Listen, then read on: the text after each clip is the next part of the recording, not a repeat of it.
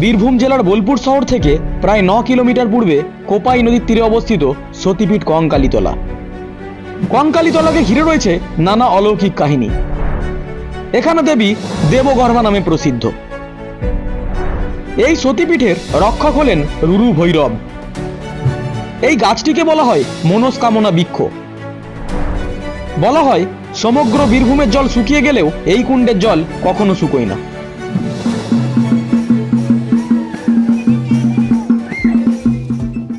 নমস্কার বন্ধুরা, আমি সুপ্রভাত। এক্সপ্লোর উইথ সুপ্রভাত চ্যানেলে আপনাদের সকলকে স্বাগত জানাই। আমাদের আজকের ভিডিও কলকাতা থেকে সতীপীঠ কঙ্কালীতলা আপনারা কিভাবে একদিনেই ঘুরে আসতে পারবেন, আসা যাওয়ার সমস্ত খরচ বিষয়ক খুঁটিনাটি তথ্য সহ জানাবো মন্দিরের নানা অজানা অদ্ভুত অলৌকিক ইতিহাস সম্পর্কে।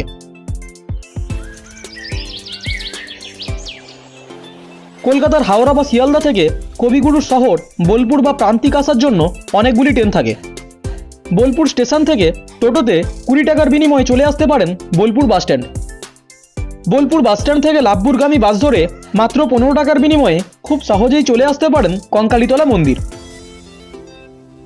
তবে আমরা কামারকুণ্ডু থেকে সকাল 9:15 লোকাল ট্রেন ধরে সকাল 10:30 নাগাদ পৌঁছে যাই বর্ধমান স্টেশন। বর্ধমান থেকে 10:54 13053 কুলিক এক্সপ্রেস ধরে বর্ধমান এবং বীরভূম জেলার দারুণ এক গ্রাম্য প্রকৃতিকে উপভোগ করতে করতে আমরা এগোতে থাকি বোলপুরের পরবর্তী স্টেশন প্রান্তিকের পথে। এই ট্রেনটি প্রতিদিন সকাল 8:55 হাওড়া ছেড়ে রাধিকাপুরের উদ্দেশ্যে রওনা হয়। হাওড়া থেকে প্রান্তিকের মাঝে ট্রেনটি বর্ধমান এবং বোলপুর এই দুটি স্টেশনে হল্ট দেয়। হাওড়া থেকে প্রান্তিকের ভাড়া 70 টাকা। প্রান্তিক পৌঁছতে ট্রেনটি সময় নেয় প্রায় 3 ঘন্টার কাছাকাছি। দেখতে দেখতে আমরা 11:50 নাগাদ পৌঁছে যাই প্রান্তিক স্টেশন। স্টেশন থেকে মাত্র 10 মিনিট পায়ে হেঁটেই চলে আসতে পারবেন বনডাঙ্গা বা ক্যানেলপার বাসস্ট্যান্ড। আর এখান থেকে লোকাল বাসে খুব সহজেই পৌঁছানো যায় কঙ্কালীতলা মন্দির। তাই যারা শুধুমাত্র কঙ্কালীতলা মায়ের দর্শন করতে বা মায়ের পুজো দিতে আসবেন তারা চেষ্টা করবেন বোলপুরে না নেমে প্রান্তিক নামতে।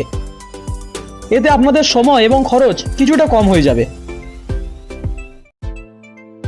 বন্ধুরা, এই হলো মন্দিরের প্রধান তোরণ। ভেতরে প্রবেশ করে দেখবেন বিভিন্ন প্রয়োজনীয় জিনিসের দোকান। এর মধ্যে আছে স্টেশনারি দোকান, খাবারের দোকান, আর যত মন্দিরের সামনে এগিয়ে যাবেন পাবেন যাবতীয় পুজোর সামগ্রী। আপনারা যারা এখানে পুজো দিতে আসবেন তারা এই সমস্ত দোকান থেকে 51 টাকা বা 101 টাকা বা তার বেশি টাকার পুজোর ডালা কিনে নিতে পারেন। এসব দেখতে দেখতে আমরা চলে এলাম একেবারে কঙ্কালীতলা মন্দির প্রাঙ্গণে। ভেতরটা বেশ খানিকটা খোলা চত্বর, পরিষ্কার পরিচ্ছন্ন। বিশাল মন্দির চত্বরে ছড়িয়ে ছিটিয়ে রয়েছে ঘর সাজানোর নানান শৌখিন দ্রব্যের দোকান। খানিকটা দূরে মন্দির চত্বরের বাঁদিকে অনেকটা জায়গা জুড়ে রয়েছে বেশ কয়েকটা বড় বড় গাছ, যাকে বলা হয় পঞ্চবটি। চারিদিকে গাছের ছাওয়া এখানে শান্ত স্নিগ্ধ মনোরম পরিবেশ বিরাজ করে। আর মন্দির চত্বরে প্রবেশ করলেই কানে ভেসে আসে বাঁশির মেঠো সুর কিংবা দলবদ্ধভাবে ঢাকের তালে তালে আদিবাসীদের নৃত্য, যা মনে আনে এক অপার শান্তি।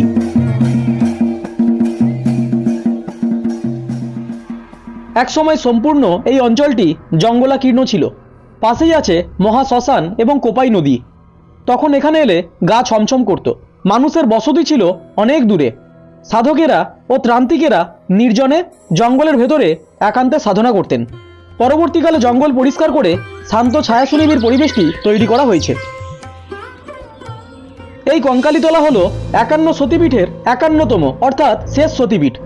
পৌরাণিক কাহিনী অনুযায়ী দেবী সতী তার পিতা দক্ষরাজের যজ্ঞসভায় পতি শিবের নিন্দা সহ্য করতে না পেরে সেখানেই প্রাণত্যাগ করেন। এরপর দেবাদিদেব মহেশ্বর দক্ষরাজের যজ্ঞ ভঙ্গ করে দিয়ে সতীর নিষ্প্রাণ দেহ কাঁধে তুলে নিয়ে প্রবল তাণ্ডব নৃত্য শুরু করেন। তখন সৃষ্টির রক্ষার্থে স্বয়ং বিষ্ণুদেব তার সুদর্শন চক্রের দ্বারা সতীর দেহ 51টি খণ্ডে খণ্ডিত করে দেন। আর সেই 51টি খণ্ড মর্তলোকের 51টি পবিত্র স্থানে পতিত হয়ে পাষাণে বা পাথরে রূপান্তরিত হয়। আর সেই সমস্ত স্থানেই তৈরি হয় একটি করে সতীপীঠ। পৌরাণিক মতে সতীর দেহ যেখানে যেখানে পতিত হয়েছে সেখানে দেবীর একটি করে নাম থাকবে। আর প্রত্যেক পীঠস্থানে রক্ষক ভৈরব রূপে দেবাদিদেব সেখানে বিরাজ করবে। আর সতীপীঠের পাশেই থাকবে মহা শ্মশান এবং একটি নদী। তন্ত্র অনুসারে এখানে সতীর কঙ্কাল পড়েছিল, সেজন্য এই জায়গার নাম হয় কঙ্কালীতলা।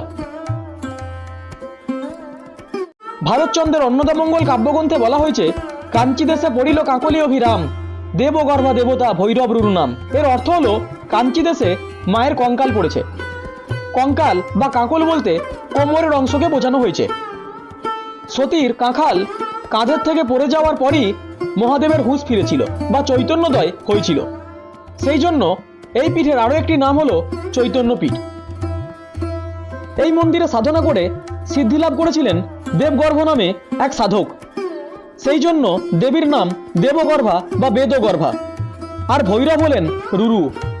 কঙ্কালীতলার পাশেই আছে মহাশ্মশান, আর আছে কোপাই নদী। মন্দিরের ডান দিকে রয়েছে এই চৌকো বাঁধানো কুণ্ডটি। যখন এখানে কোনো মন্দির ছিল না, তখন এই কুণ্ডটিকে পবিত্র কুণ্ড হিসাবে পুজো করা হতো। এই কুণ্ডের ঈশান কোণে দেবীরূপী বিগ্রহটি নিমজ্জিত রাখা আছে। প্রত্যেক 20 বছর অন্তর কুণ্ড থেকে ওই প্রস্তর খণ্ডগুলো তুলে মহাসমারোহে পুজো করা হয়। পুজোর পর আবার সেগুলিকে পুনরায় কুণ্ডের মধ্যে নিমজ্জিত করা হয়। বলা হয়, সমগ্র বীরভূমের জল শুকিয়ে গেলেও এই কুণ্ডের জল কখনো শুকোয় না। এই কুণ্ডের জল সারা বছর একই রকম থাকে। স্থানীয় মানুষেরা এই কুণ্ডের জলকে ভীষণ পবিত্র বলে মনে করেন। কথিত আছে, এই কুণ্ডের জল পান করলে শরীরের নানা ব্যাধি দুরারোগ্য দূর হয়ে যায়, যার প্রচুর প্রমাণও আছে। বিশ্বাস করা হয় এই কুণ্ডের সাথে উত্তরপ্রদেশের বেনারসের মণিকর্ণিকা ঘাটের যোগাযোগ রয়েছে। কুণ্ডের ঠিক পাশেই রয়েছে বিশাল প্রাচীন এই দেবীর ঘরটি, যেটি আজও পুজো করা হয়। কঙ্কালীতলার কালী হচ্ছেন বীরসিন্ন চামুণ্ডা মূর্তি। ভেতরে প্রবেশ করলে দেখতে পাবেন এখানে কোনো দেবীর মূর্তি নেই। বলা হয়, দেবী নিজেই চান না যে তার কোনো মূর্তি তৈরি হোক। শোনা যায়, বেশ কয়েক বছর আগে এক শিল্পী মায়ের মূর্তি তৈরি করার চেষ্টা করেছিলেন, কিন্তু মূর্তি তৈরি হওয়ার আগেই তিনি অজানা কোনো এক কারণে মারা যান। তারপর আর কেউ মায়ের মূর্তি তৈরি করার সাহস পাননি। কথিত আছে, দেবীর এই বেদির নিচে 108টি নরমুণ্ডু রয়েছে। বাঁধানো এই ছবিতেই চলে নিত্য পুজো। তবে প্রতি বছর চৈত্র তিথিতে দেবীর বাৎসরিক পুজো অনুষ্ঠিত হয়, বলি হয় এবং 3 দিন ধরে পালিত হয় উৎসব। মন্দিরের বাঁদিকে রয়েছে এই বট বৃক্ষটি। এটিকে বলা হয় মনস্কামনা বৃক্ষ। মায়ের পুজো দেওয়ার পর এই বৃক্ষে ভক্তরা একটি সুতো বেঁধে মানত করে যান। পরবর্তীকালে মনস্কামনা পূর্ণ হলে তাদের মধ্যে কেউ কেউ ভান্ডারা দেন, অর্থাৎ তখন মন্দিরের পাশে বসে বড়সড় রান্নার আয়োজন। রান্না হয় রকমারি নানান পদ। রান্নার পর মন্দিরে আগত ভক্তদের পেট ভরে খাবার দেওয়া হয়। সে এক বিশাল আয়োজন। এছাড়াও মন্দির কমিটির পক্ষ থেকে 50 টাকার বিনিময়ে দুপুরের ভোগান্ন পেতে পারেন। তবে এক্ষেত্রে এখানে আসার আগে এই নাম্বারে ফোন করে জানিয়ে আসতে হবে। সতীপীঠ কঙ্কালীতলায় বহু সাধকরা ও ত্রান্তিকেরা যুগ যুগ ধরে সাধনা করে গেছেন, আর এখানে তাদের সমাধি দেওয়া আছে। মন্দিরের এক পাশ দিয়ে বয়ে গেছে বীরভূমের আদুরে নদী কোপাই। আমাদের ছোট নদী চলে আঁকে বাঁকে, বৈশাখ মাসে তার হাঁটু জল থাকে। রবীন্দ্রনাথ ঠাকুর তার আমাদের ছোট নদী কবিতায় এই কোপাই নদীর দারুণ এক বর্ণনা দিয়েছেন। ঐতিহাসিক রাখাল দাস বন্দ্যোপাধ্যায়ের বাংলার ইতিহাস নামক গ্রন্থে উল্লেখ আছে, প্রথম মহিপালের রাজত্বকালে কাঞ্চিরাজ রাজেন্দ্র চোল অনেক রাজাকে পরাজিত করেছিলেন। শোনা যায়, এই কোপাই নদীর তীরে এই মন্দিরটি নির্মাণ করে সেখানে তিনি একটি শিবলিঙ্গ স্থাপন করেন। রাজার মৃত্যুর পর এই শিবলিঙ্গটি বর্তমানে রাজার নাম অনুসারে কাঞ্চিরাজ শিবলিঙ্গ নামে পরিচিত। মন্দির পরিদর্শন শেষ করে আমরা বাসের অপেক্ষায় না থেকে সরাসরি টোটো ধরে চলে আসি প্রান্তিক স্টেশন। আর প্রান্তিক থেকে আপনারা খুব সহজেই 5টা 29-এর শহীদ সুপারফাস্ট বা 6টা 7-এর গণদেবতা এক্সপ্রেস ধরে রিটার্ন আসতে পারেন হাওড়া। বন্ধুরা, এই ছিল আমাদের আজকের ভিডিওটি ভালো লাগলে লাইক, কমেন্ট এবং শেয়ার করবেন। আজ আপাতত এই পর্যন্তই। সকলে ভালো থাকুন, সুস্থ থাকুন।